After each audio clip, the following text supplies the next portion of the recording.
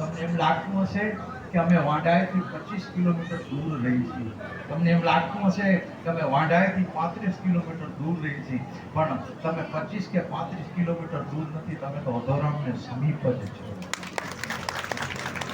જે દૂર સમજે એની સમજણમાં કાંક અધૂરા છે. એ તમને વાત કરી રહ્યો છું કે તમે કેટલા સમીપ છો, કેટલા સમીપ છો. વાંઢાનો સાધુ જેટલો ભાગ્યશાળી હોય ને એટલું ને એટલું ભાગ્યશાળી આ ભાનુશાળી કુળ પણ છે. ભાનુશાળી કુળ પણ છે. સાધુ જન્મ અનંત જન્મના પુણ્યની પૂંજી ભેગી થાય ને ત્યારે એક સાધુ જન્મ મળતો હોય. એને બારોબાર હું તમને વાત કરું ને તો બહુ જન્મનું પુણ્ય ભેગું થયું છે ને ત્યારે તમને આ ભાનુ કુળમાં જન્મ મળ્યો. પવિત્ર કુળ શા માટે? મને અહીં બેઠા બેઠા અધોરામે એના કુખના દર્શન કરાવ્યા.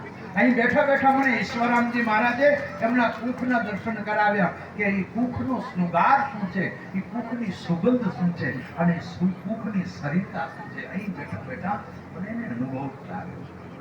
એને અનુભવ એટલે કે મને પ્રસંગ એને યાદ કરાવ્યો. અને પ્રસંગ એ કે ભગવાન શ્રી રામના પિતા દશરથને એક દિવસ મનમાં વિચાર આવ્યો. આ હું નથી બોલતો, અંદર જે અંદરથી જેને વિચાર દીધા ને એ બોલે છે. ખાલી જીભ મારી છે, સામે તમને પ્રતિનિધિ મારું દેખાતું હશે, પણ અંદર ધક્કો દેનાર બીજો કોણ યાદ રાખો. અને મને એક વિચાર દીધો કે દશરથ રાજાનું ઘર યાદ કરાયું.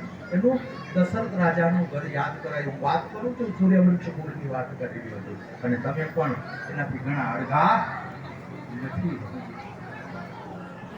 અને એ દશરથ રાજાને એક દિવસ વિચાર આવ્યો કે મારું આ રાજપાટ બહુ જ સારું છે, મારી પરિવાર વ્યવસ્થા બહુ સારી છે, મારી રાજ્ય વ્યવસ્થા બહુ સારી છે, મારા રાજપાટની અંદર ગરીબ શ્રીમંત બધાય સુખી સંપન્ન છે, પણ હું એકલો જ દુઃખી છું. બાકી બધાય સુખી છે. અને બધાના સુખ દુઃખનું તો રાજા વિચાર કરે, પણ રાજા દુઃખી થાય એનો વિચાર કોણ કરે? આવું દશરથ